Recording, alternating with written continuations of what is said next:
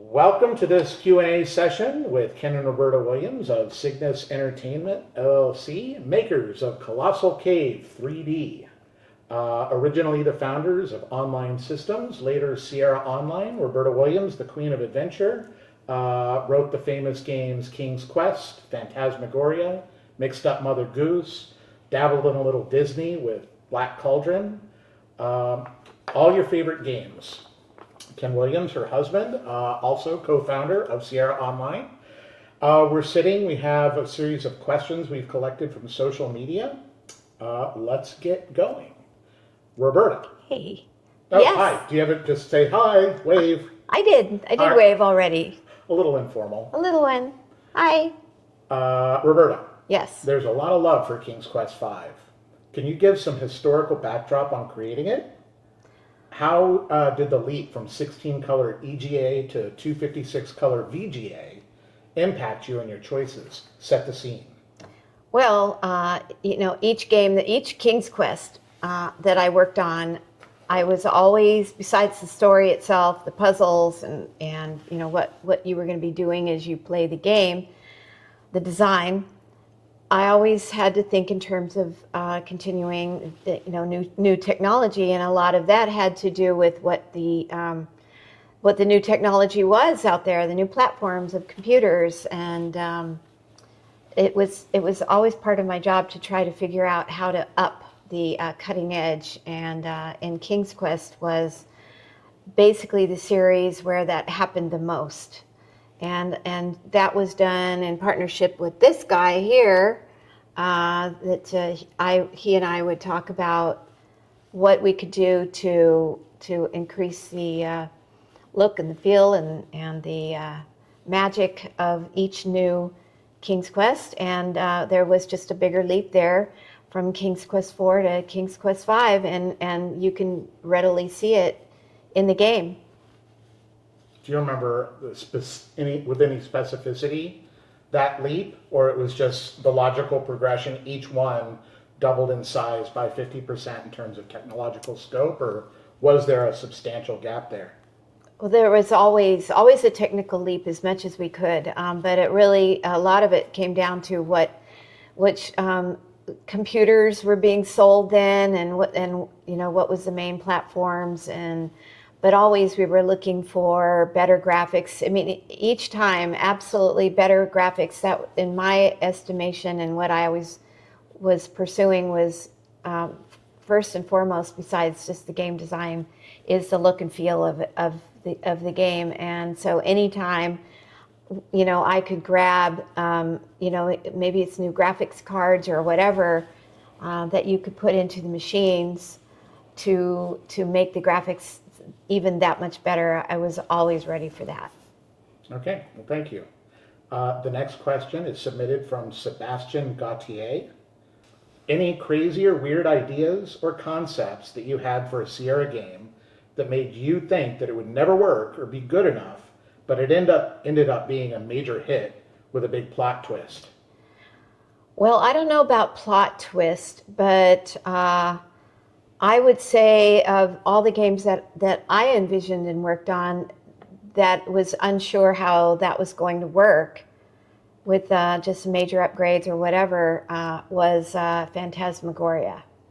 That one, I felt it very deeply in my heart, but I wasn't sure how that was going to work out. We were really taking on a huge project, very, very huge project with a lot of new techniques that we had developed and invented, and I think to this day I haven't really seen repeated.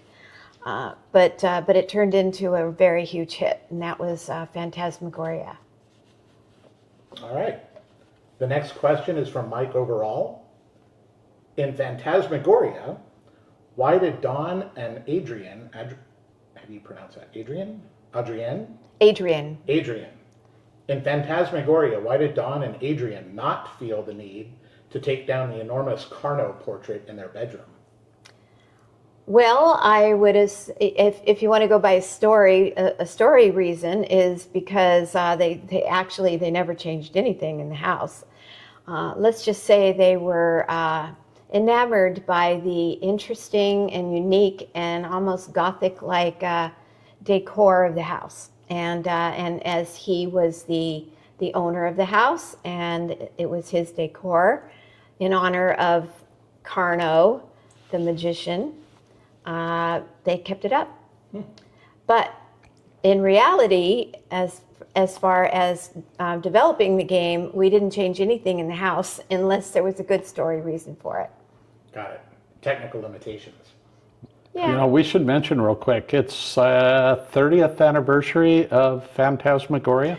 Oh, that's right. Yeah, Roberta just did an interview talking about that. It's a 30th anniversary, and it's amazing that 30 years later, the game is still, I mean, holds up well. People enjoy playing it to this day.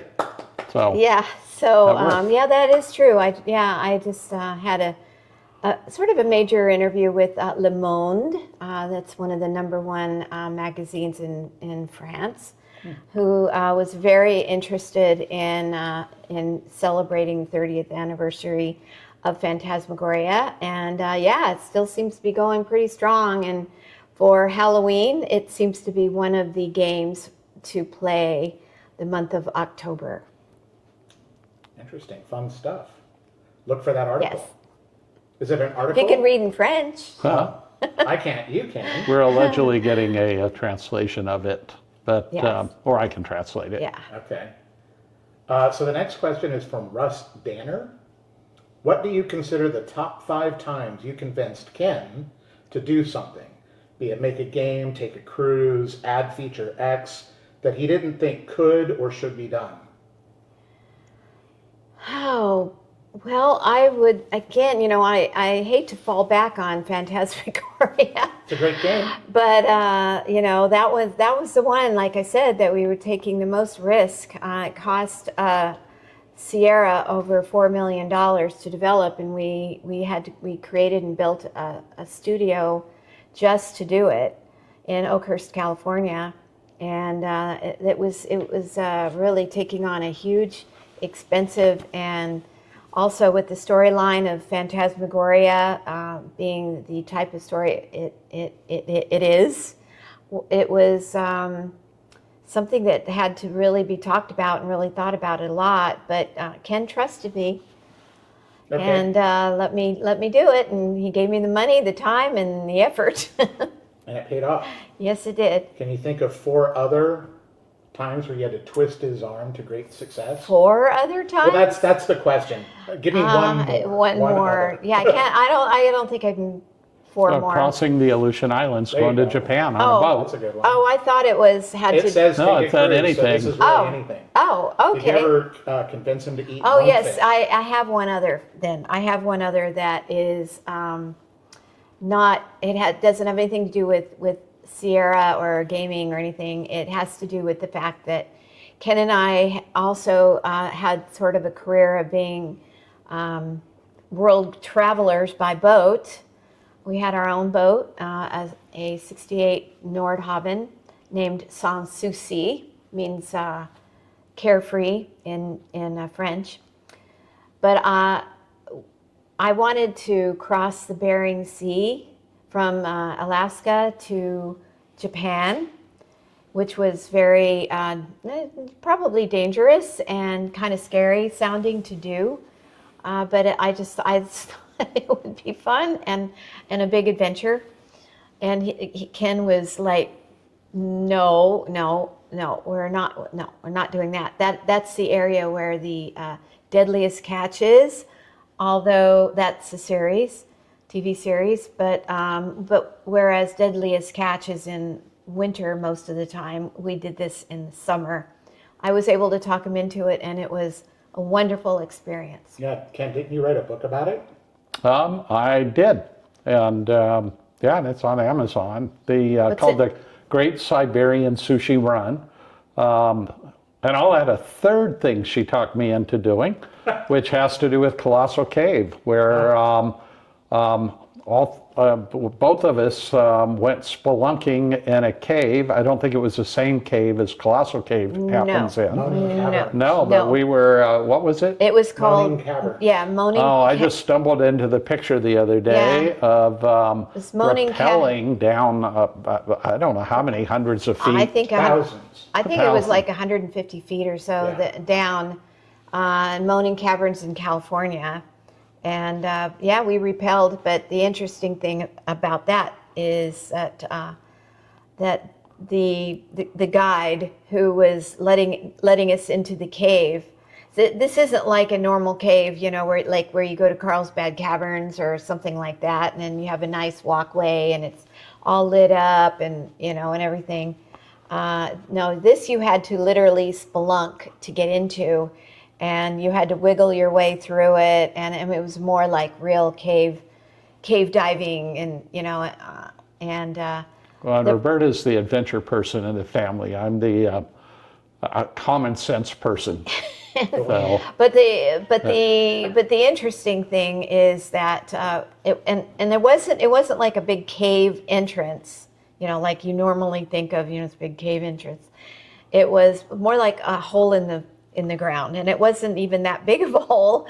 And so we had on our caving outfits, some kind of like looked like we would maybe work in a gas station or something.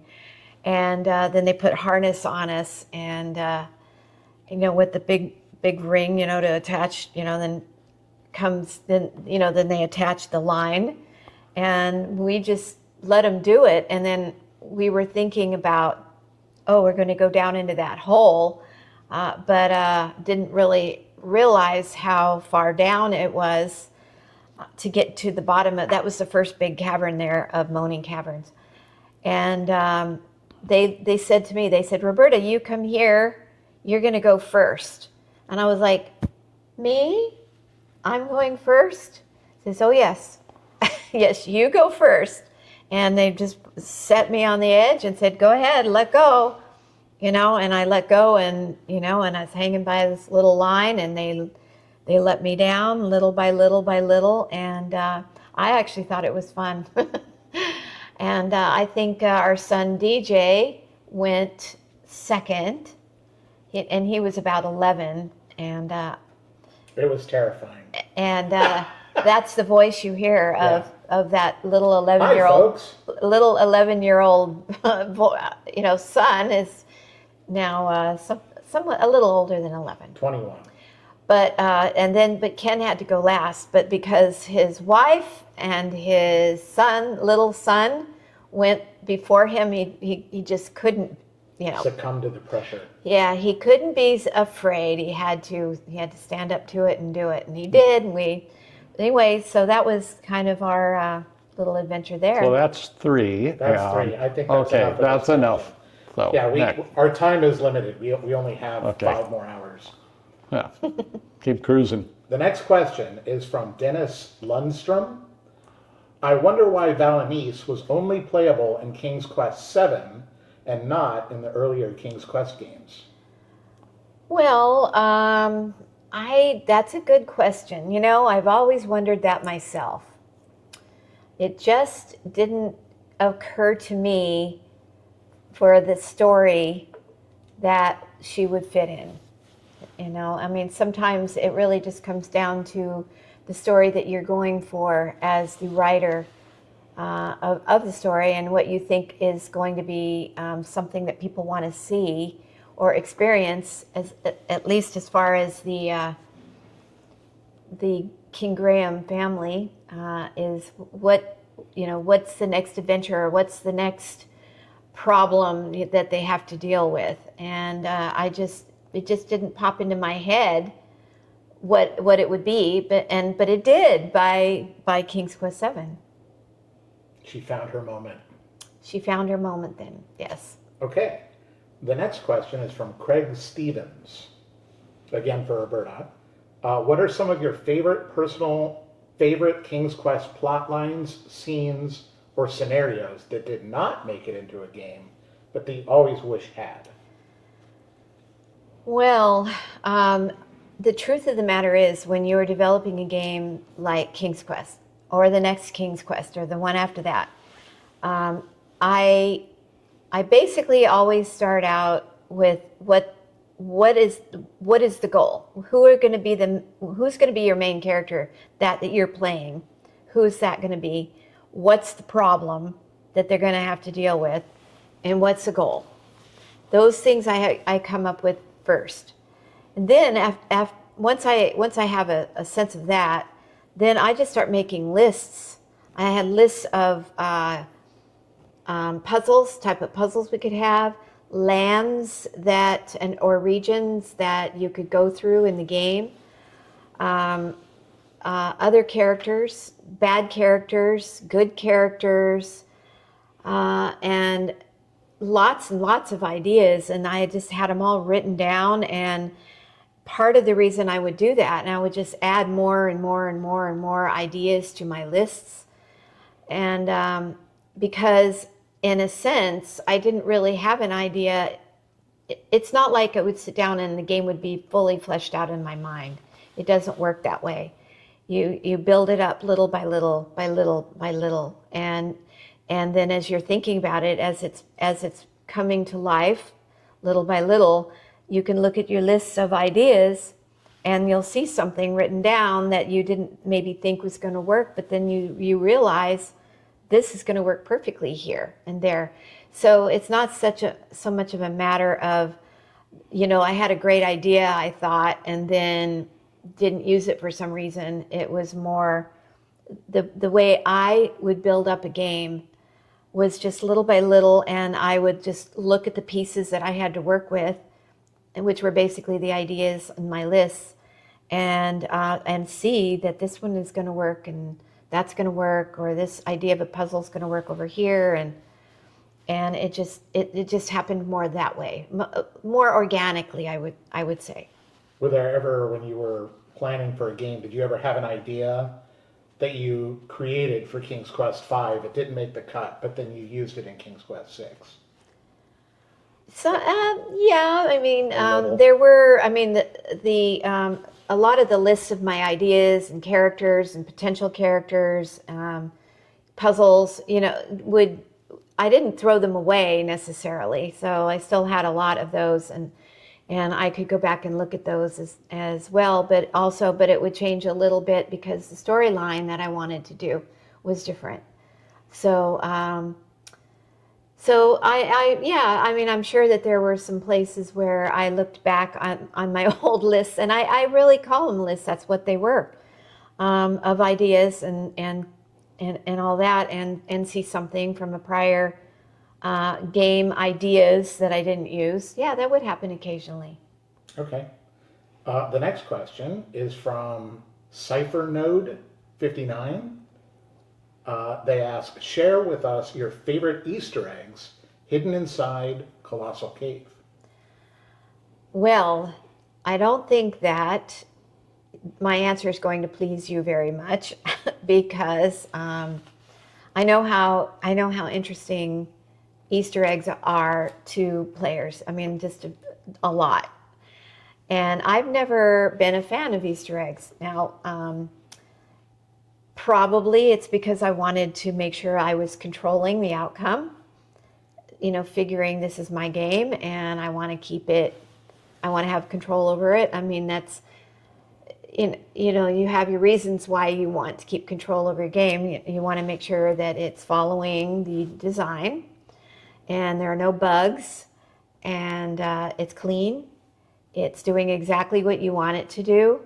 And when I would find an Easter egg that would be put in by an artist or by a programmer, and if I found it, I would say, no, you have to get rid of it. But I'm sure that there are Easter eggs that I missed that are in there in the various games, or when we were doing our remakes, that some got put in that I wasn't aware of. So I know of something cool that's in there. oh, tell me. Huh? Tell me. Well, no, you've seen it. if you're on, they call it the pause screen, the main menu screen where you do load game or save game. There's in the upper left corner, if you kind of like touch a couple of times or click a couple of times in the upper left corner. On all platforms? Well, on most platforms, for sure on Steam and on iOS, and I'm maybe on Android. I'm not sure. I don't think it's there on the VR versions, but if you touch, it'll pop up what we called our cheat menu, which lets you go to any region of the game, and you can even cheat and give yourself inventory and all kinds of things. Oh, and I think on the right side of that pause menu, if you click, it turns on kind of some yellow text that is debug info that will tell you how much memory you're using and what resolution you're in and how fast your processor is. And I think it also tells you how many dwarfs you've killed and a few other cool things. So mess around on that screen and it's likely to pop up. Yeah, there are some of those where in Colossal Cave where it makes it a little easier for you to get through the game and understand it. But I don't know that I consider those that Easter eggs. No, exactly. but it's cool. It's a back door that you can use to cheat. Yeah. Although as soon as you do that, you're kind of on your own because there's ways to get yourself really screwed up if you do that. So I wouldn't recommend it, but it is a back door. So. Yes, but I think the real Easter egg is the first visual recreation of adventure was on the Atari 2600, where the designer put his name in a secret room. That's kind of a famous Easter egg related to this game. Yeah. Made famous by Ready Player One. Well, anyway, I wish I could say there's just that Colossal Cave is just chock full of Easter eggs, but there might be something in there hidden. There are surprises. Probably there are. Okay, so the next question is from Steve Fernandez. He says, I remember a long time ago, your focus was on using technology to advance storytelling in games. What do you see as advancements in storytelling with modern games, or a lack thereof? If you designed a new game, how would you use modern technology to tell your story? Well, I kind of did in a sense with Colossal Cave. That's the game that Ken and I think we shipped it about a year and a half ago, or maybe almost 2 years ago now. That's your first virtual reality game. First virtual reality game, and it. So you know, I already kind of did it because I always wanted to work with 3D, and we sort of did with King's Quest VIII, A Mask of Eternity. That was it still is a partial 3D. It's not like 3D in the sense of VR, where you know you see the world, the 3D world moving around you as you're moving, so you get that sense of movement. But it was 3D in the sense of all the entire world of the game of Mask of Eternity was done in all 3D rendered graphics. But we didn't move through the world in the same way as with Colossal Cave, where it was the way that we utilized having the 3D graphics was by being able to come up with what you might call camera angles. So in a 3D rendered world, you could just turn it around on special machines that you have developed it on, and you find whatever camera angle that you want to have your character walk across or move around in.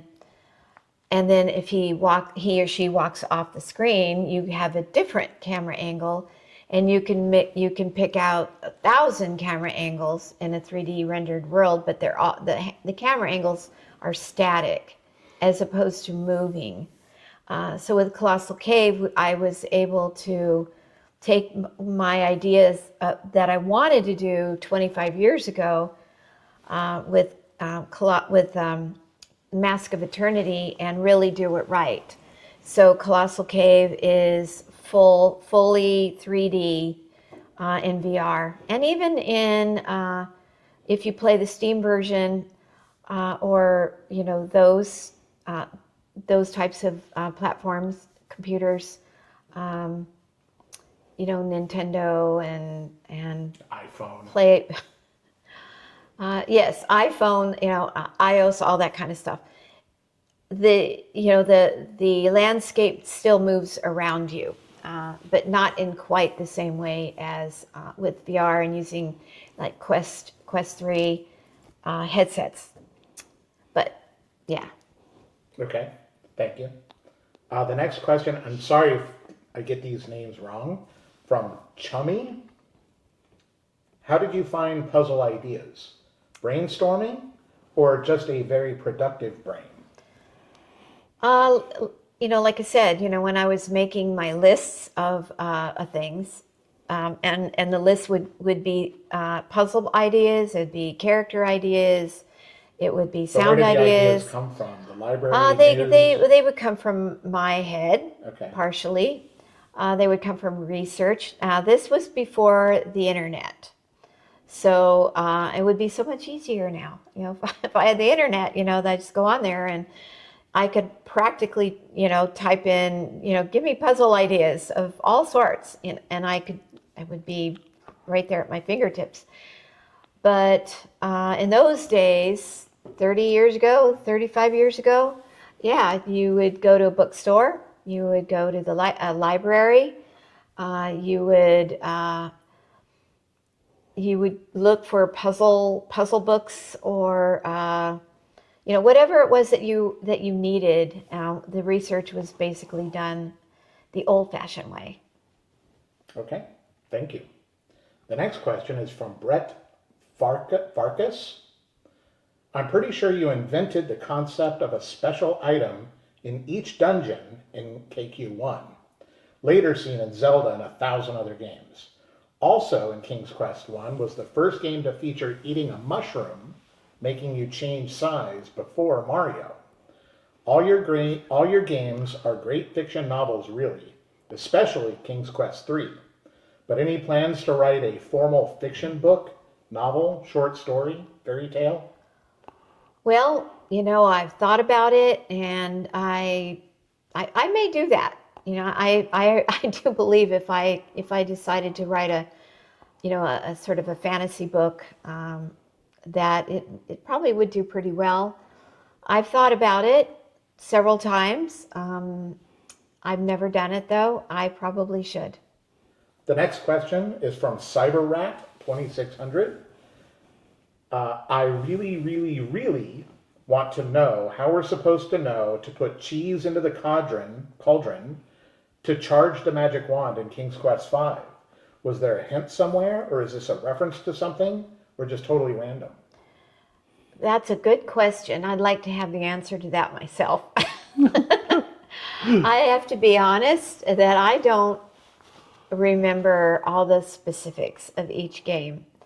There were eight King's Quests, and they all run together in my mind. It's been a long time. But the other reason why is I don't really remember most of my games too much once they've shipped, and the way my brain works is when I'm working on a game, I stuff a lot of information in my head, and I know every single little tiny detail, including where all the little tiny glints are.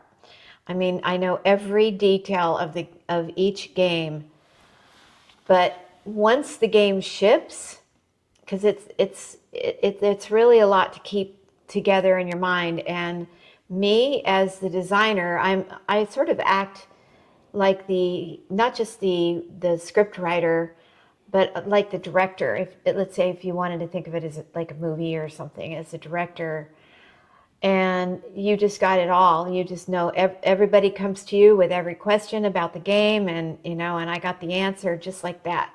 But once it ships, it's like I do a data dump. It just goes right out of my head, and probably within 2 months of it shipping, I will have forgotten a lot of it.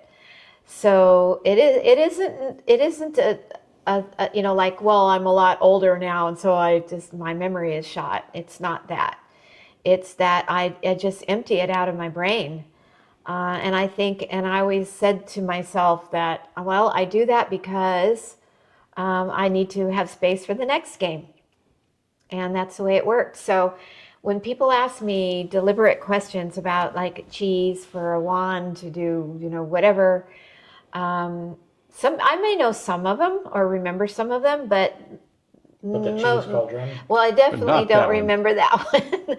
But I did not know there was fondue in King's Quest V. yeah, well, I didn't either until you just, yeah. Well, thank you for reminding me.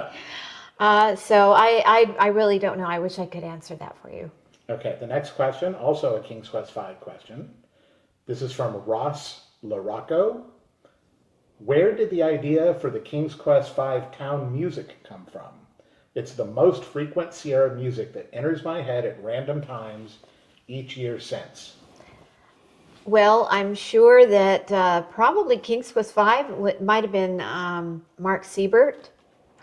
He did a lot of the music for our games.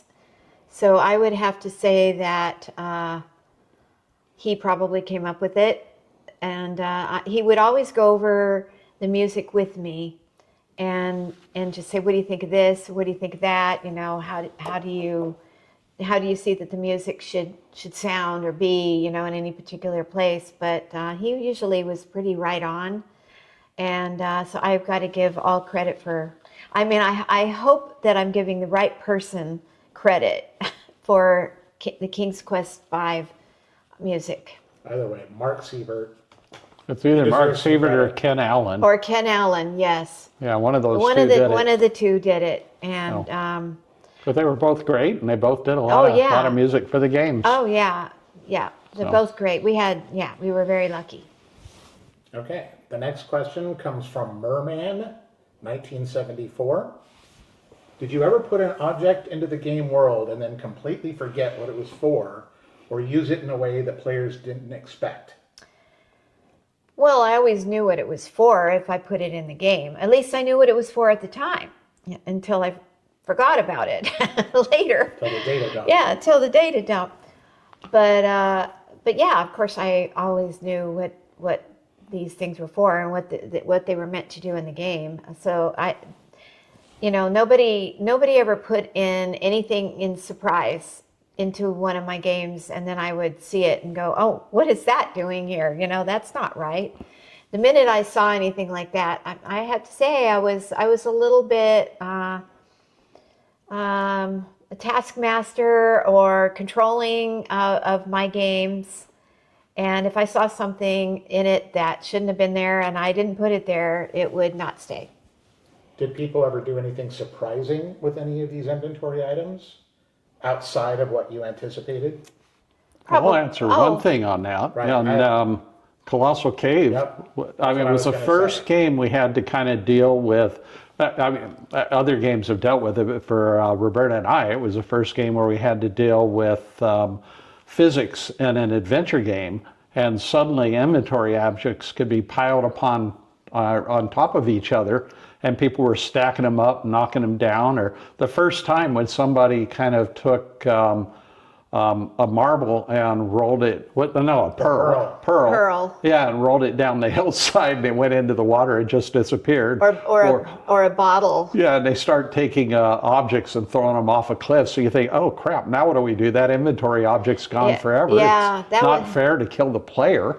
That was, that's a good. It was kind of a wake-up call good that to we bring just that hadn't up. had to deal with before. Yeah, with Colossal Cave, because it is 3D. It's 3D in every way that you could think of, including physics, physical gravity, Yeah. and and height.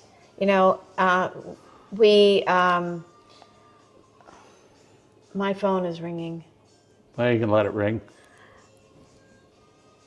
Okay, I'll go answer it. You keep answering. ABBA?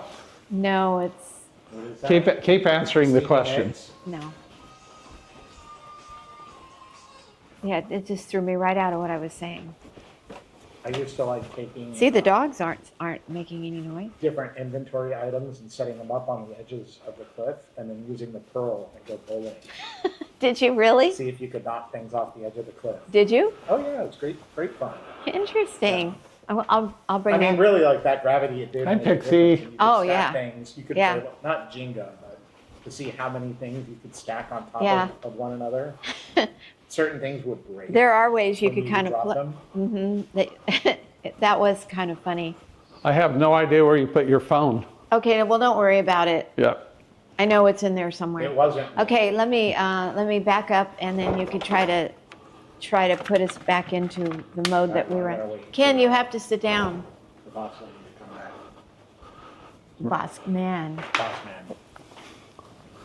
Okay. You can't. How's next question? What did you bring that? Why did you bring that? In case DJ wanted something to eat, because they're not going to get anything later to eat. Oh, he can take it with him. Oh, yeah, I'll Okay. nibble in the car or something. Okay. So yeah, that is true. You know, Colossal Cave. I hadn't really thought in terms of that, but the working with virtual reality is more than just you know, you can move around in a 3D world and kind of get that sense. Oh, the big surprise we hit there is that people could stand up and walk around and get through that's the walls of the well, cave. that's what I was Yeah. going. I was going to go there. That's Okay. I was just about ready to say that. Uh-huh. So besides the fact that, especially objects that are round, and you drop it, because you could pick up objects and drop them anywhere you wanted or where you want in Colossal Cave. But if it was a round object, like, oh, I don't know, let's say a pearl or a glass bottle, and if you just drop it, and if there's any kind of hill or incline or you know, decline, that it would just start rolling, and it was kind of fun to try to follow them as they rolled down a hill. You know, where is it going to go? And then Well, yeah, we'd get in the stream and it would go floating all the way then down to the grave. Yeah, the bottle would, Yeah. you know, and it would float, and you could even follow the outside of the stream and watch it flowing down. Or, you know, like you can drop your objects in Colossal Cave on the ground if you don't want to carry them anymore.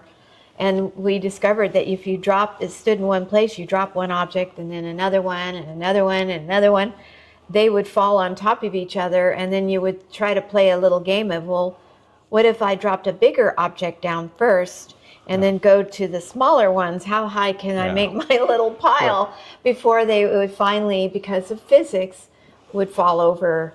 Most adventure games kind of cheat and have predestined places for things. Right.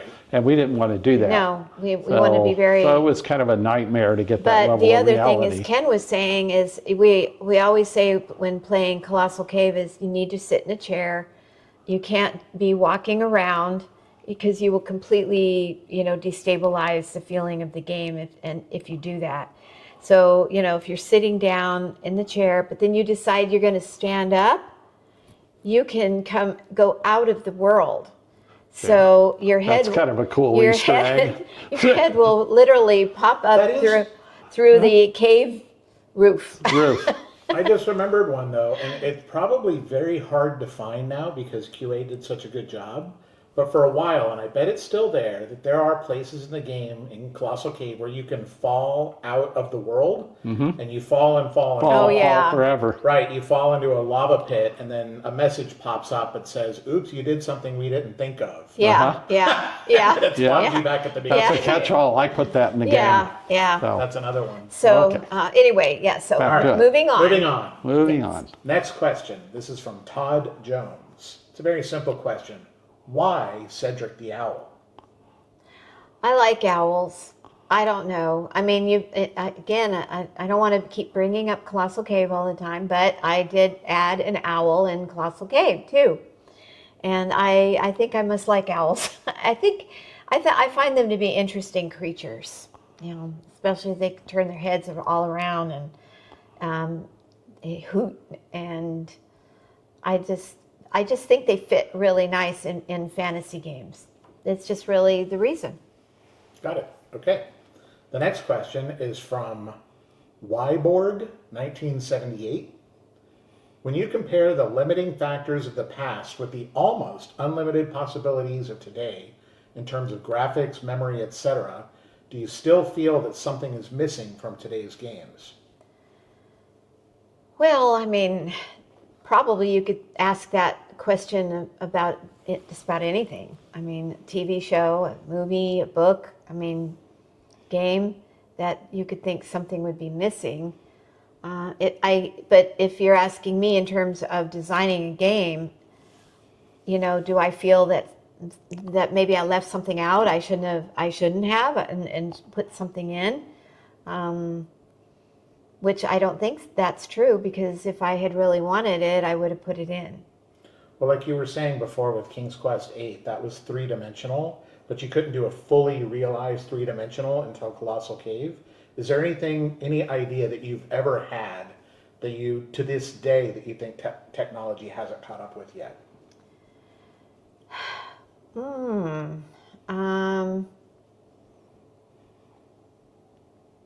Probably. I mean, I see. I'm going to say something that's not true, and because I'm not that in touch with technology too much right now. I can become very quickly if I'm asked to design a game for a certain technology that I'm not used to or don't really know much about.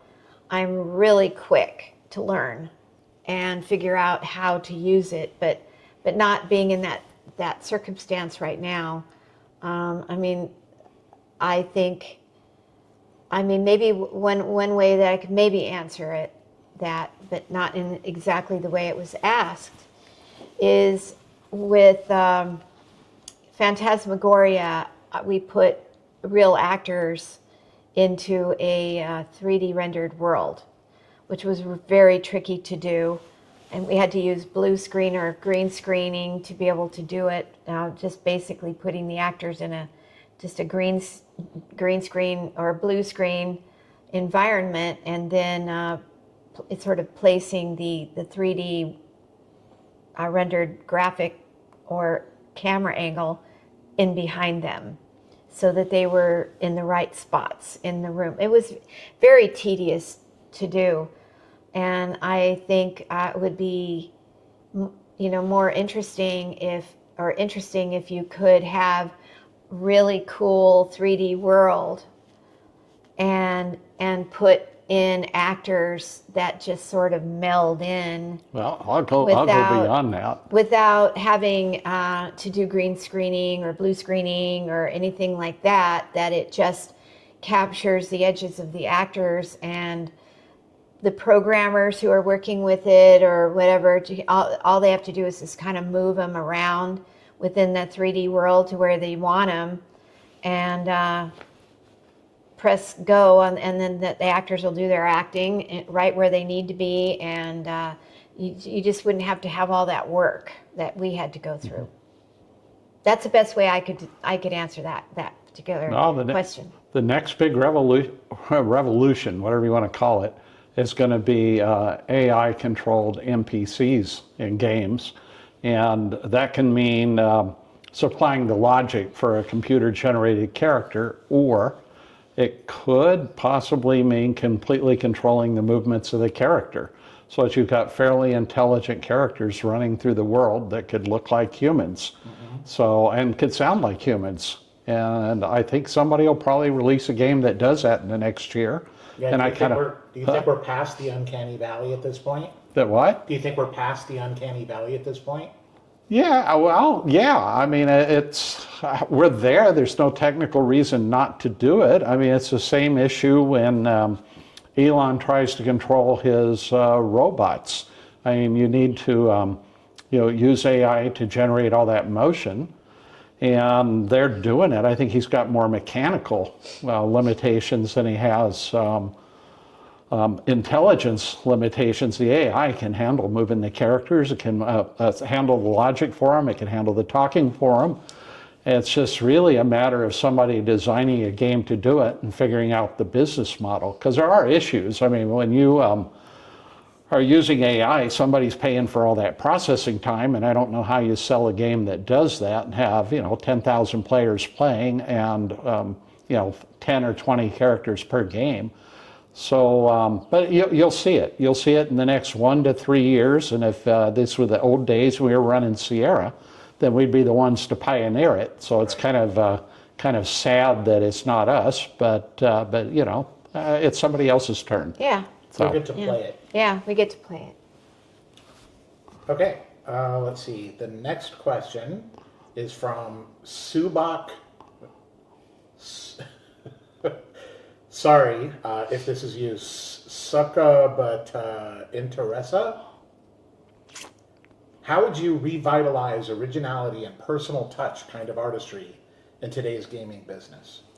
Originality, what? How would you revitalize originality and a personal touch kind of artistry in today's gaming business?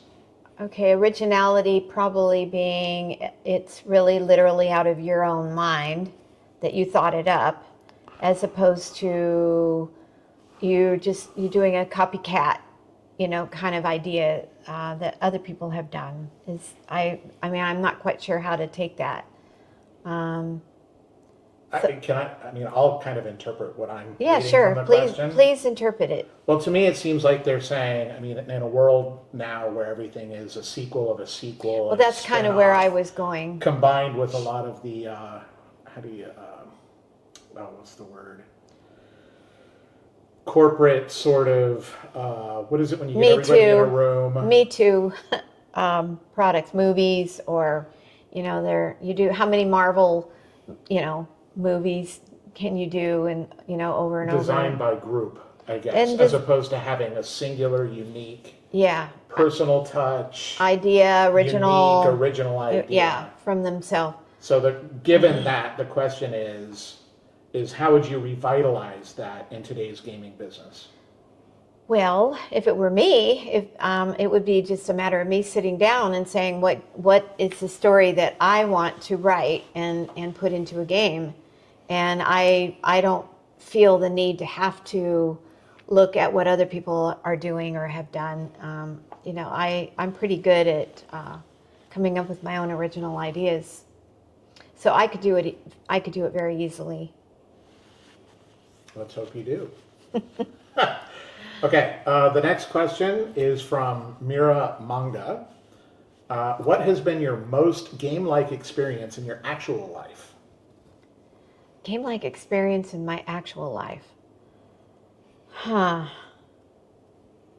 Well, I mean, I could say that, you know, when I was spelunking through Moaning Caverns, it was felt a little surreal. Because we had to wiggle through small little tunnels of rock to get into another larger cave room, you know, and to see if you can do it, and if claustrophobia was going to take you over, you know, or whatever. Here's a funny question. So as you were doing that, as you were wiggling through these different corridors, in the back of your mind, were you looking for a trident? No. No. Okay. No, but I might have been looking for a treasure of some sort. Maybe a chest of gold. Yeah. Okay. The next question is from Tal Moore. How did you come up with the names Gwendolen and Manon? Through the research books on, I used to buy or check out of the libraries or bookstores or whatever, a lot of fantasy books and history books of different cultures, like let's say the Celtic culture, or early, almost ancient England, maybe from even the potential King Arthur days, and just to see what the characters were, or what the people were, and names, what the names were like, and I would see these interesting names from the past, and if I liked that name, I would use it. It's really pretty simple when it comes right down to it. Okay. It's a nice name plucked out of history. Yeah. The next question is from Christopher A.O. I'd love to know more about the development of Time Zone. Why did you decide to make something so ambitious, and what inspired its development?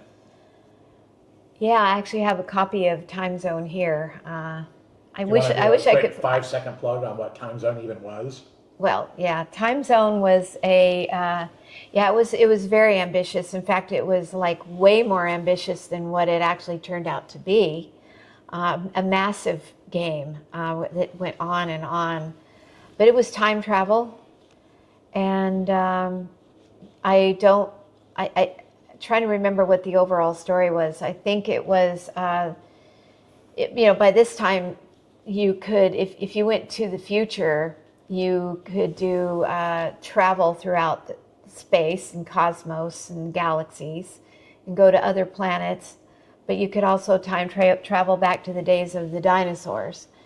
But I think that the overall story was that there was a very advanced world on another planet, which I don't remember the name of the planet right now, a very advanced world that was evil. There was an evil, I think there was an evil leader or king or whatever of that world who was going to come to Earth and destroy it.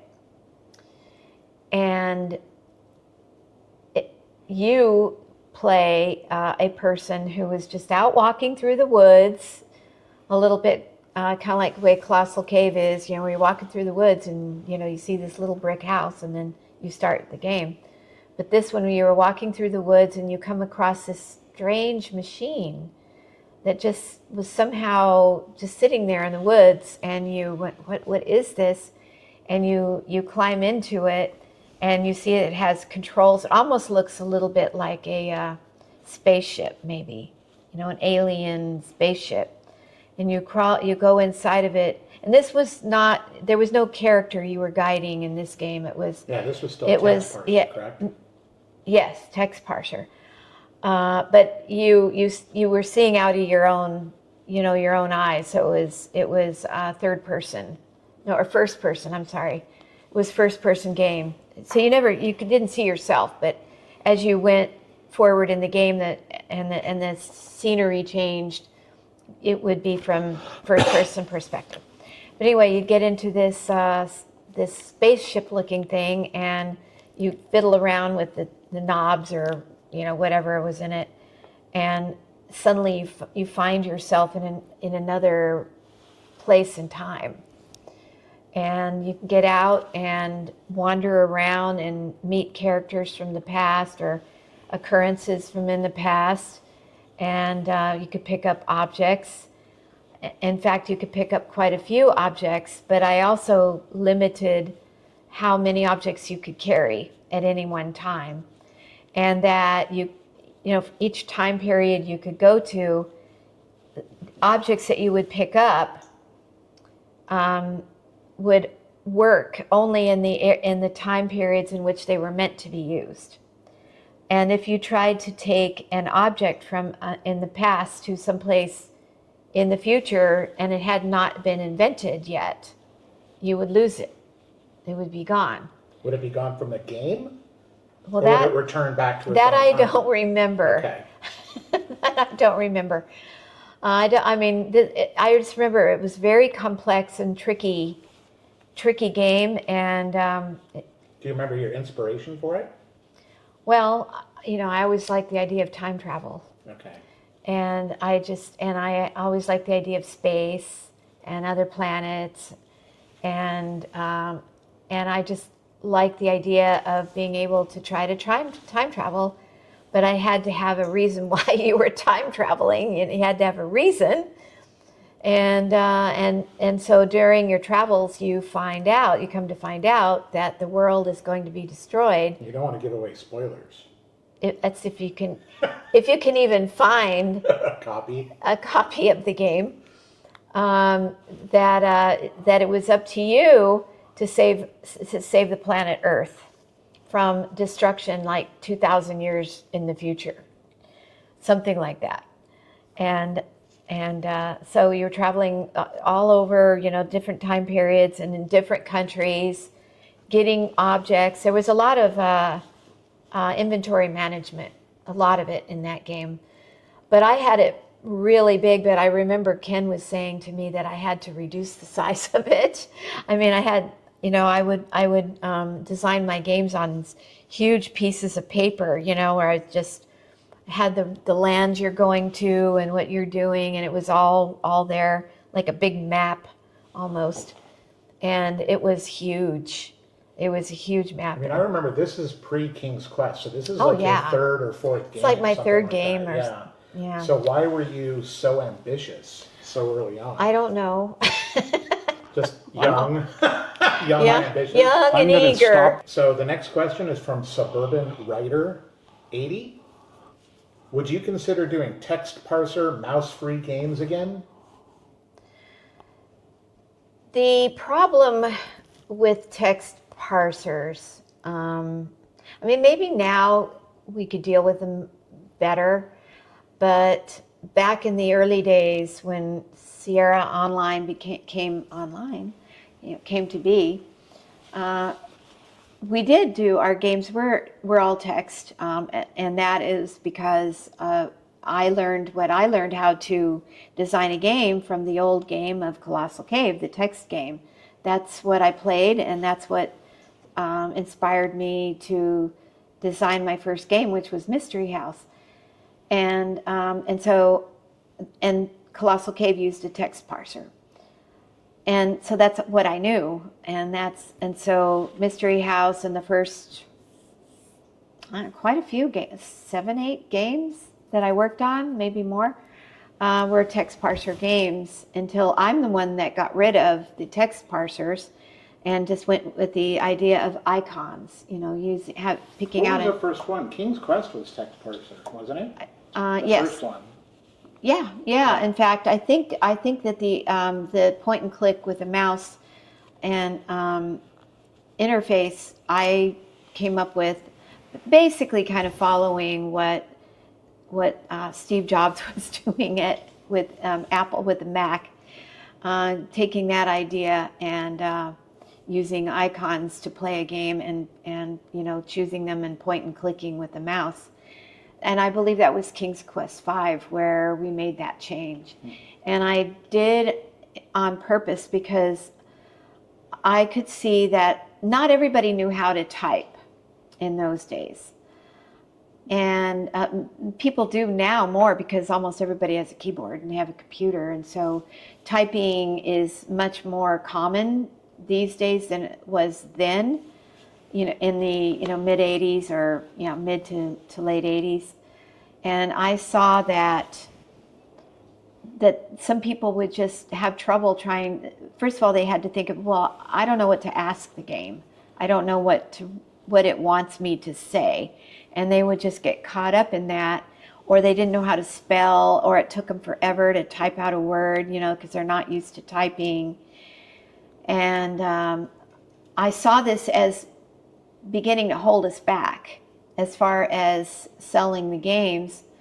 I mean, it was very popular to people that really loved having the parsers like that. But it began to be clear to me at that time that more people than not were really uncomfortable using a keyboard to try to play a game, especially games as complex as adventure games, because you just had to think of too many things or that you wanted to do, but if you didn't feel comfortable with trying to type in a sentence into the game and you're not sure what you wanted to say or how to spell it, it was problematic, and it was keeping quite a few people from wanting to play our games. And that's when I decided that we needed to get rid of the text parser and go with mouse and point and click, and that really vitalized the adventure game genre, and people really preferred that. Nowadays, maybe people are more used to going to browsers and searching for things they want and to look things up, and they're more used to typing or texting and all that. So it might be that having a text parser in today's world might be okay again. Okay, well, thank you for that. The next question is from RT Parrot Photo Diary. The question is, why in Sierra Adventure games was there only one way to solve a puzzle, and very rarely were there ever multiple solutions? Why was there never a multiplayer adventure game? Well, I'll answer that second. The reason why there's generally one way to solve it is because there's just so much you could pack into a game to try to do and program and think of, because adventure games by their nature have a lot of ways that you could go off and explore and do different things and experiment and find your way around, and they're very big, complex games with just a lot going on, and you eventually want to get the game done and out and shipping. So you have to try to keep it to some size that makes some sense and complexity. So if you had more than one way to solve something, it would get more complex, and there were just sort of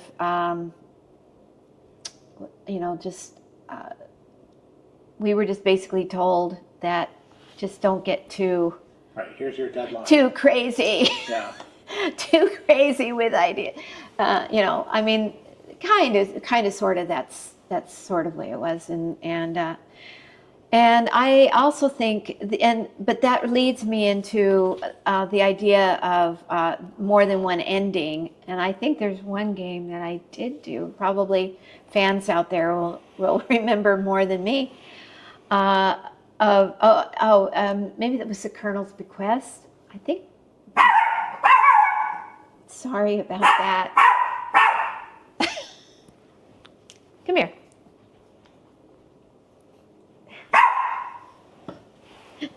Okay, you know that to stop. Okay. That's Keeley. She's our doggie. There's another doggie called Pixie that is around here someplace. There she is. Yep, that's Keeley. And Keeley says hi. I had her on my lap the whole time to keep her quiet. Okay. Oh, okay. Which brings me to another thought about just multiple ways to potentially solve a puzzle to multiple different endings, more than one ending. And I did do that with the Colonel's Bequest, which was like a murder mystery, where if you solve things one way, the ending would be one way, and if you solved it another way, it would be another way. But I generally didn't like to have multiple endings, because I think people want to know, well, what is the actual ending? I certainly do. I mean, I've watched movies where not too many, but at least one or two, and where it was different.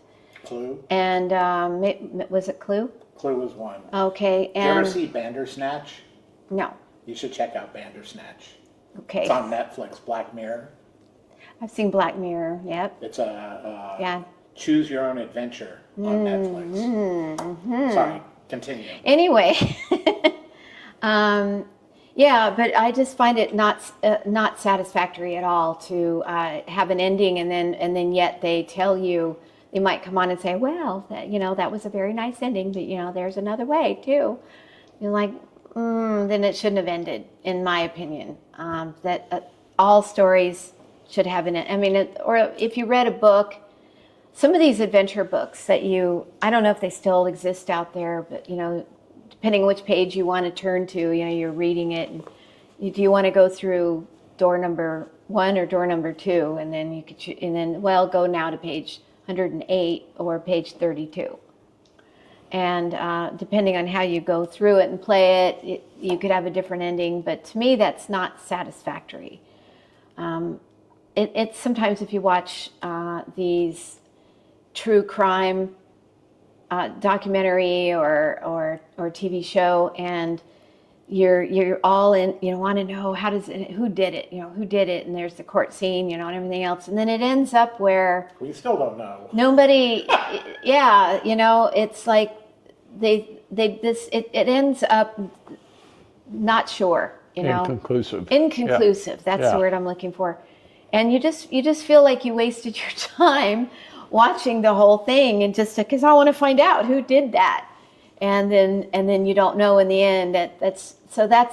But anyway, back to That's one reason why I just like to have my games just be more final. Multiplayer. The reason why what you call an adventure game today might be a little different than what I think of as an adventure game.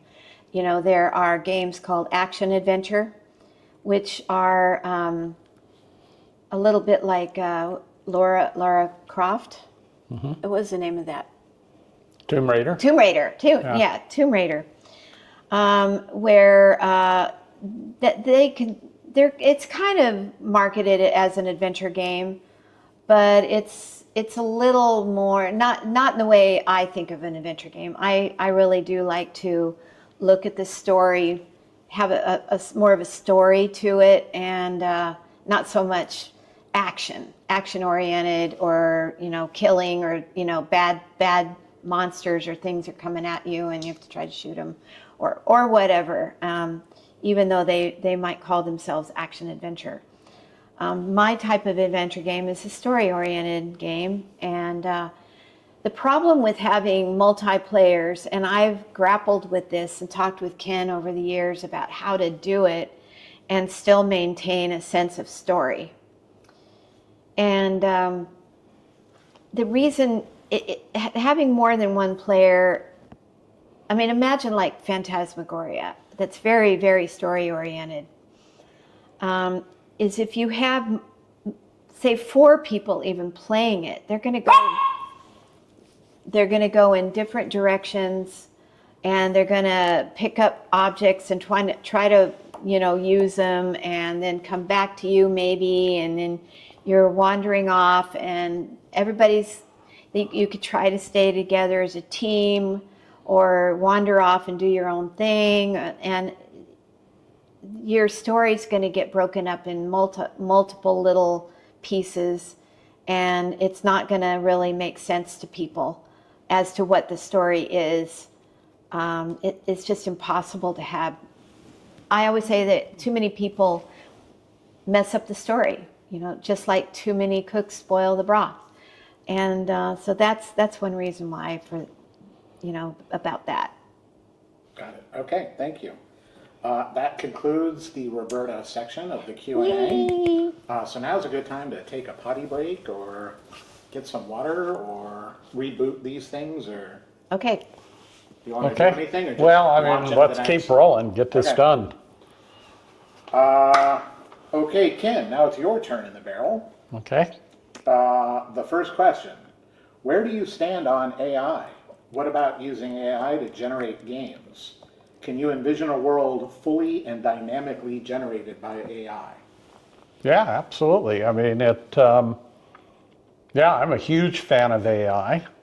Although fan, I mean, maybe it's going to destroy the world, so you can't really say you love it too much, but you can certainly recognize it's the next thing that's going to happen. And AI controlled characters in games. I mean, all of that. It's just coming, and it's coming fast, and it's going to be fun, and I wish I was part of it. But at this point in our life, I don't want to tackle another 3 or 5 year game development cycle. So I just want to say, good luck to those people that are doing it, and I wish you well, and wish it was me. Okay. So some of these first questions, there were a lot of questions that were asked. I consolidated them down into more general all-purpose questions that cover everything everyone was asking. So the next question, there were a lot of questions about the future of gaming. Will it all just be massive studios in the future? Where do you see the indie developers fitting in? How do you see AI impacting gaming future?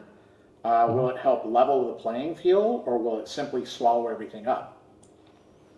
I wish I knew. The world seems to be divided today into the major studios that can afford $100 million development budget, and then the two kids in a garage kind of, or one person working alone.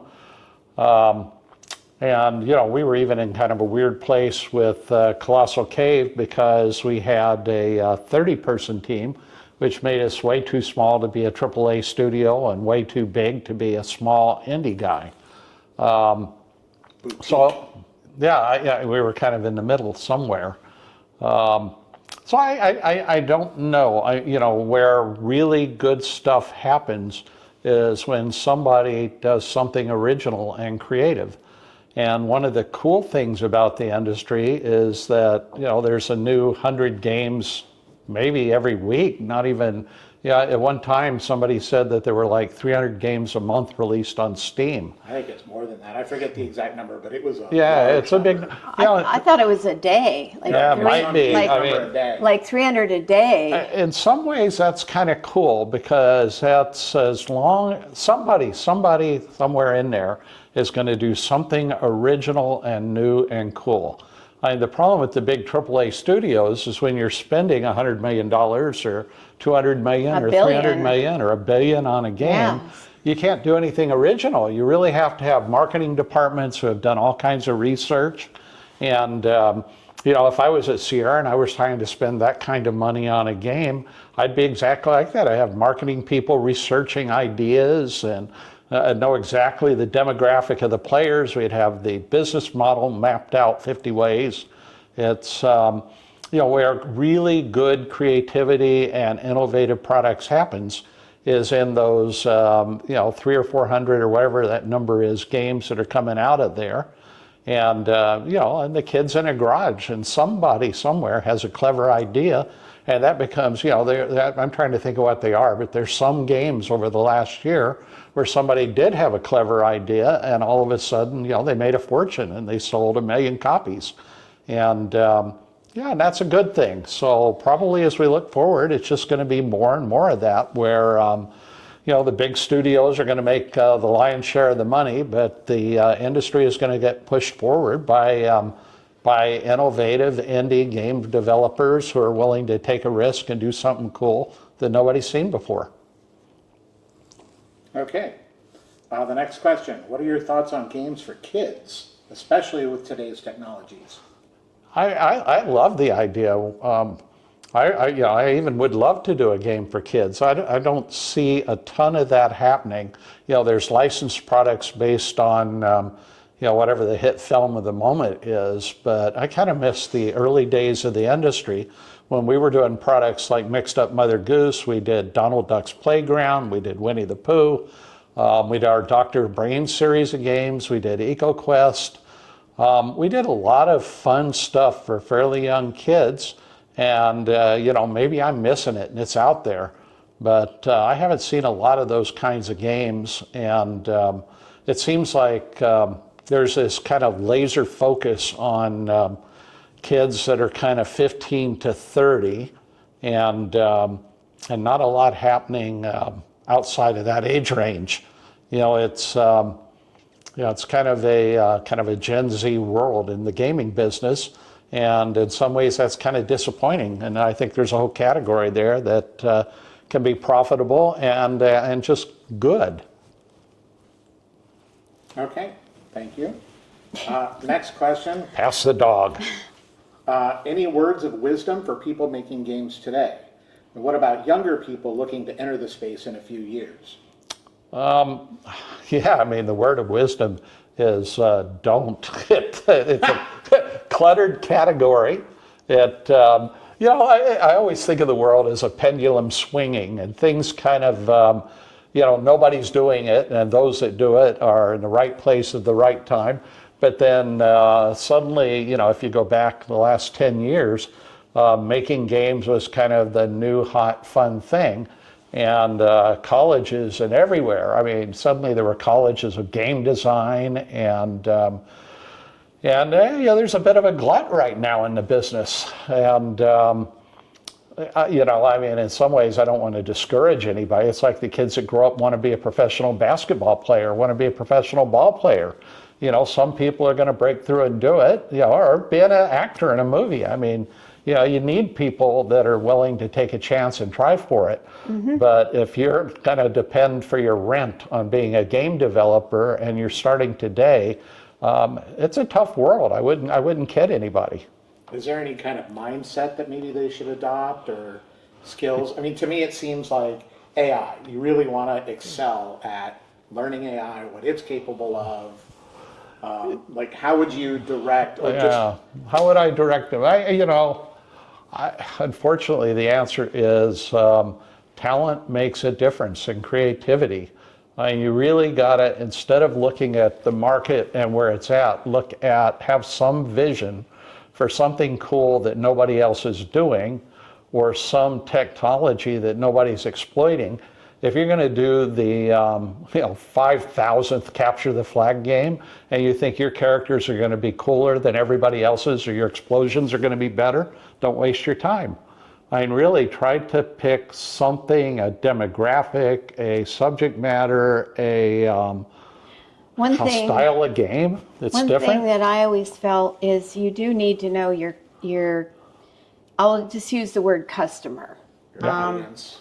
Or your audience. In that I always, before I started writing any of my games, I knew who I was trying to write it for and to. Yeah, you used to tape a picture, a photograph to your screen of who you thought your audience was. Yeah, I mean, it would be, I know when I worked on Mixed Up Mother Goose, I had a 4-year-old child. Not this one here, my younger one. And he was 4 years old, and I developed it. That was the mode I was in my mind at the time, was as a mom of a young child.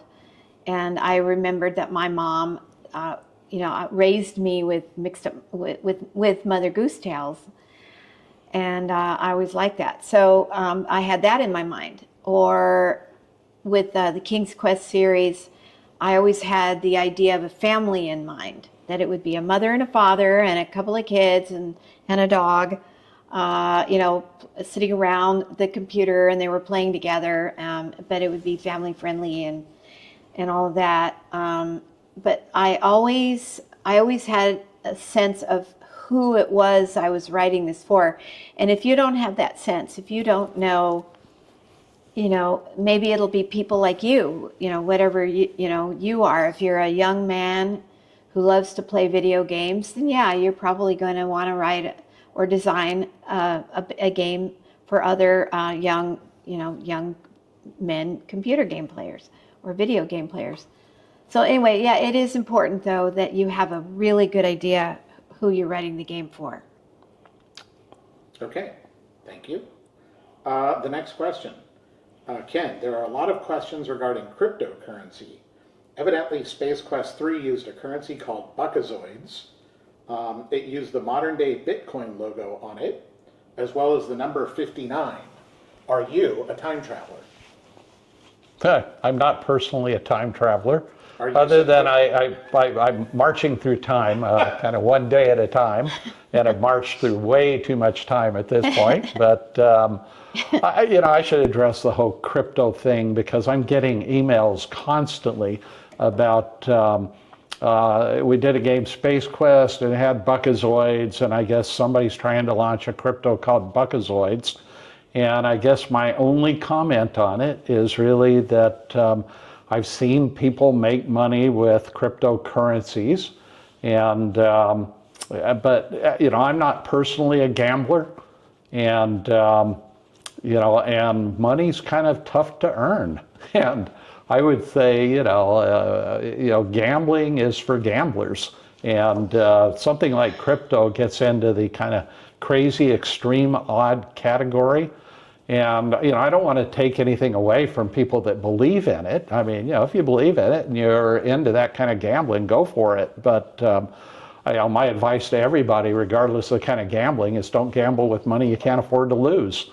And the more outrageous the bet, the bigger the upside, but also the greater the odds that you're going to lose all your money. So Yeah, I guess I think it's kind of an honor for Space Quest that people think enough to do a buckazoid, but I just don't want to see anybody lose money. Yeah. So then you're not Satoshi Nakamoto. That what? What was the question? So you're saying that, just to be clear, you are not Satoshi Nakamoto. I am not. I No, don't know who he- Nakamoto Just is. say No. No, I am not. I'm I not am not. Satoshi. Okay. Okay. The next question, and now we're getting into the specific. Like, those were from a lot of people. Actually. Uh-huh. There were a Good. lot of those questions. So now we're getting into the specific questions.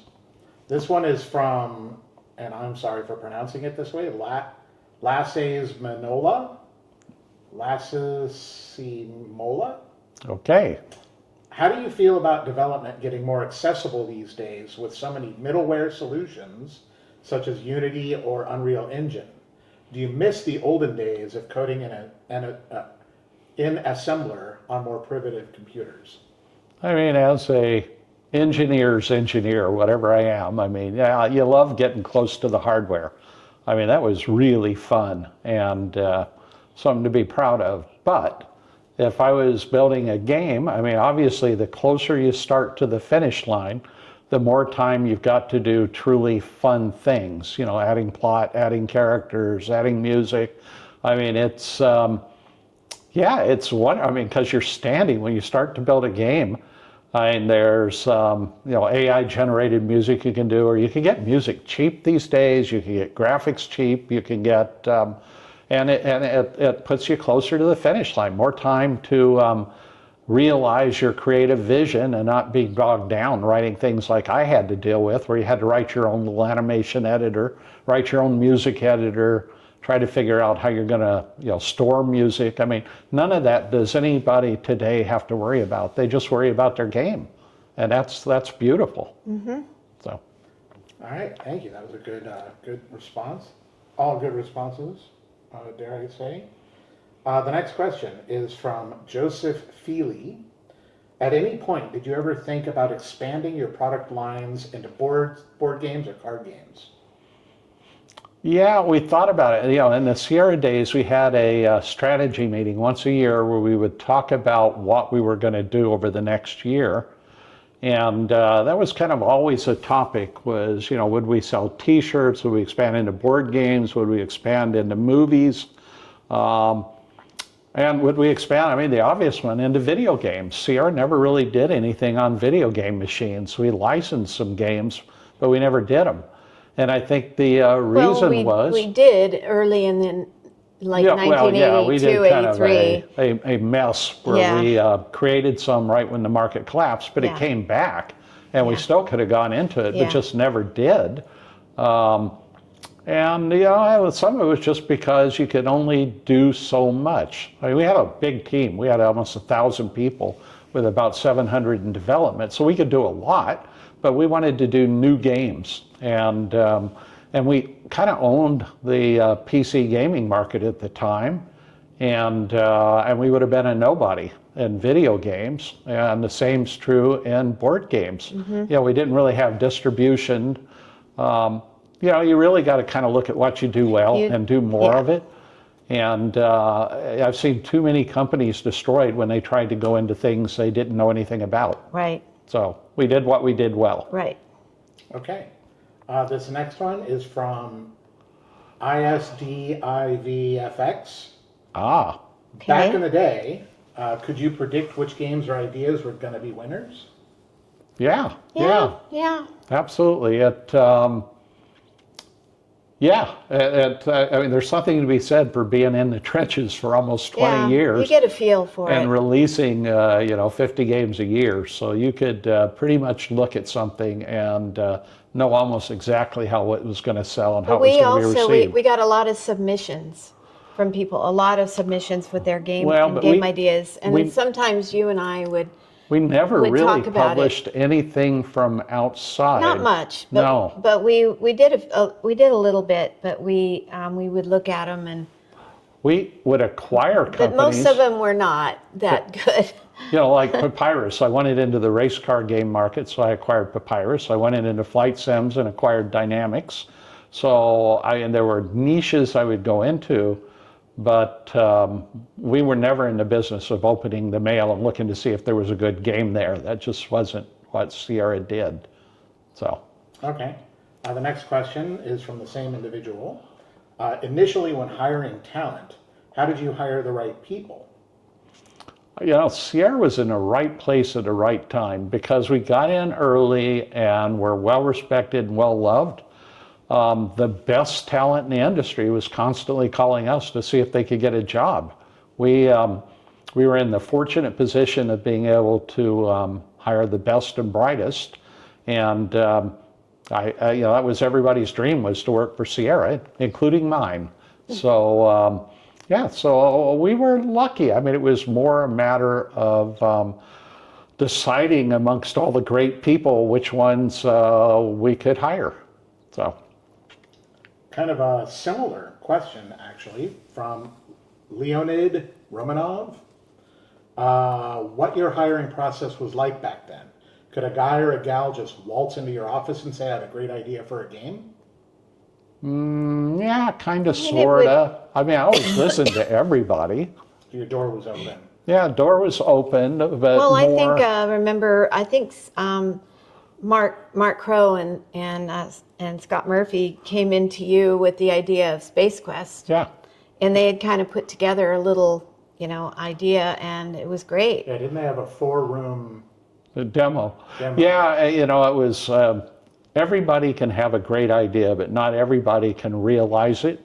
And so what I liked more than anything was to get like a little demo of a game where I could see where it was going. And with Scott and Mark, the two guys from Andromeda, they actually had a demo of the game with Half-Life when Gabe Newell came to me. I was going to mention, Half-Life, Gabe came to you with his idea. And yeah, he had kind of a running demo, and it looked cool, and he talked about it as an adventure game, and it was certainly different. I hadn't seen anything like that before.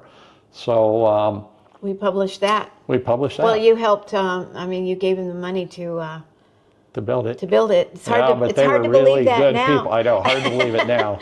But anyway. Now he's got the money. Next up, we're going to run out of time. Okay, so the next question, this one is from Lord Wolfenstein. What is your favorite programming language?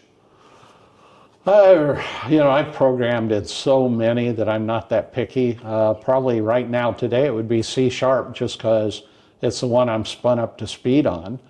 But I've done everything, JavaScript, HTML, jQuery, even COBOL, BASIC, they're all kind of the same. I like C# because of the debugging capability, but I like anything where I can single step through the code to figure out what went wrong. Yeah, assembler, not so much these days. No, but in the old days. Yeah, in the old days. I mean, in the early days, just because you wanted to be close to the machine and the hardware. But I don't like being told no when I'm coding. And if a language is too high level, then you can't really get done what you want to get done. So I don't like being told I can't touch some bytes for some reason or a property I can't get to. Got it. So. Okay, next question is from Andrew Wilson. Why could I never find a copy of Leisure Suit Larry 4 on store shelves? Is that the one that was, there was one that Al said, Leisure Suit Larry, the case of the missing floppies. Right, I think Yeah, and I think he just did that as a joke one day. And so he skipped a number, and it was just a silly joke, but Allo's like that. Yeah, he does funny things. Oh, so it went from 3 to 5? Yeah, it went from 3 to 5. He never 2 did. to 4, Yeah, like he that. called it the case of the missing floppies. That's why nobody could ever find it. Al's a cool guy. Yeah. So. Followed by, what was it? Peppermint Patty in Pursuit Yeah, he always wanted to do polyester patty in pursuit of the pulsating pectorals. Right. And something like that. yeah, if I was going to do a game today, I would think about that because that's a pretty cool game name. So Definitely. Memorable. I still remember it. That was 40 years ago. Okay. Yeah, Al had philosophies that like the letter P or PK. He had funny combinations of letter that he just thought were funny. Yeah. So anyway. Peter Piper picked a peck of pickled peppers. The peck of pickled peppers Peter Piper picked. Okay, the next question. James, please. The next question is from Daniel Kennerly Rowe. In your Sierra book, you mentioned game ideas pitched to you were approved on the basis of whether or not they would likely sell well. What was your favorite concept for a game presented to you that you wound up having to turn down? Well, first off, thank you for plugging my book. For those that don't know, if you search on Amazon, you can find a book by me called Not All Fairy Tales Have Happy Endings. I had to think about the name. I know. And it still sells well after all these years, and there's a lot of cool stuff like what we're talking about. But, as far as a cool idea that I had to turn down, I remember Al Lowe did a game called Capital Punishment, and actually did a demo that was really funny, but it was politically based, and politics can alienate some people, as Elon Musk probably found out that you can irritate half your audience really quick if you're not careful. Same thing with religion. Yeah, religion and politics. I mean, there's a few things that it's just better to stay out of. Yep. And if Elon were here, he'd probably tell you that. And Capital Punishment was a hilarious, politically motivated game, but it just ultimately I couldn't do that. So That's unfortunate. Al is definitely funny. I bet it would have been hysterical. it was great. Yeah. Okay, the next question is from Manish M. Shah. Although you notice that South Park does sell, and Capital Punishment was like South They Park. don't mind dividing. And I would take the money they're getting. Yeah. So. Yeah, billions. What, 1.5 billion? 1.5 billion. That'll buy dinner at a nice restaurant easily. Next question is from Manish M. Shah. Okay. Do you still have the old financials from Sierra? I'd love to see the progression. I think I do. Roberta and I we rented a storage locker, and we took all the stuff that we had. And actually, we didn't have a lot of stuff because at the time that we sold Sierra, I had to sign a lot of paperwork saying that I wasn't taking anything with me. So the only stuff I had were things that I had that I didn't know I had that I discovered in other years. And we threw them all in a storage locker, including an enormous pile of games. And we paid for storage on that locker for years and got tired of paying for it. And when a museum off the East Coast called me and said, "Do you have anything?" Is that Strong? Strong Museum. And I said, "Boy, can I take care of you?" And I said, "I'm not going to look at what it is. I'm just going to pack it." We took an entire storage locker, pallets of stuff, shipped it all to the museum. And I don't know what they did with it. I think they put on exhibits. I keep saying we need to go there. I know, we should go there someday I think it's in Rochester, New York. Yeah, they've got everything. So they know more about Sierra than I do at this point. If you want to see the old Sierra financials, go to the Strong Museum. Yeah, I think they make stuff available. And they have all my all the papers that I had. And remember, I theoretically wasn't supposed to have any and didn't deliberately take any, but you just discover stuff. So. Okay. Next question from Brett Farkas. Freddie's brother. Yeah, this one's a little long. Okay, well, let's blast through it. My favorite programming in a King's Quest game is the Wandering Walk of the Goat, following Graham in King's Quest 1. How many hours were you all putting in each day and still going the extra mile? Also, did you have any thoughts when you saw the movie Big and the adventure game homage the kid played? One more. What has been your best financial investment outside of business, stocks, or real estate? Boy, where to begin? Outside of that? Where did it start? What was the original thing? How many hours were you all putting in every day? And still going in the extra mile. Game development is a more than full-time job. Back when we were doing games, I even remember at one point Al Lowe living at our house for months when we were working on Leisure Suit Larry. I Well, remember the stench. not months, but Al, he was kidding. no, not months, maybe a month, but not months. Yeah, I mean, and even when we did Colossal remember Cave, why we were he- working 12-hour days. I mean, I had no life other than the game.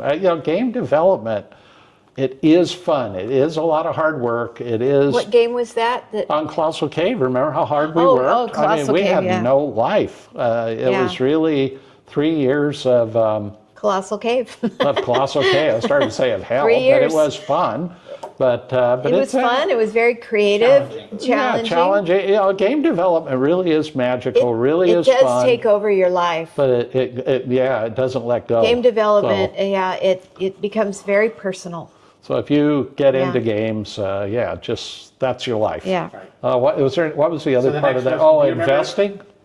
Okay, yeah, so we can do that one. Oh, What I've was your best never- I mean- financial investment Yeah, outside of business stocks and real estate? After Sierra, we did invest in apartments. So we still own apartment buildings, Well, and that's been real very good. estate. That's real estate. As far as non-real estate, We don't do I don't stocks. think I've ever made any money on anything. We don't buy stocks. We don't. Baseball cards. Well, we made money on Sierra, but Yeah, we made money on Sierra, but, but I think he said outside of software. Yeah, business, stocks, or real estate. I don't know what Yeah. else there is. Yeah, I don't know how you make money Precious without metals. business stocks or real I don't estate. know what. Yeah, I don't know what else. No, I don't think. Well, I made some money off book publishing of all Yeah, these there you crazy things. Yeah. I didn't expect my book to be a winner, and then it How was many books have suddenly. you written? 4? Huh? Oh, let's see. Okay, good. I wasn't sure if that was recording. This one stopped recording, so let me Okay. press record again.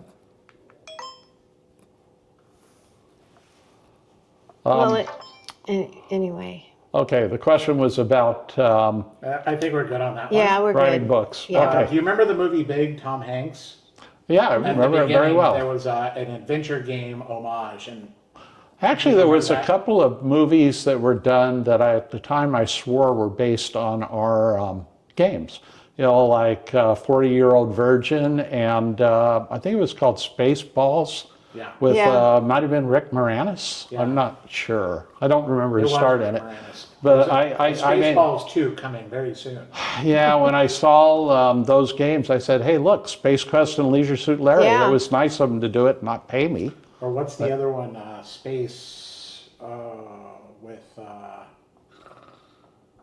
Okay, let's rock and roll. Yeah, I'm getting tired. Okay. Tim Allen. And Space something. but cut that out because I don't want people to hear that Yeah.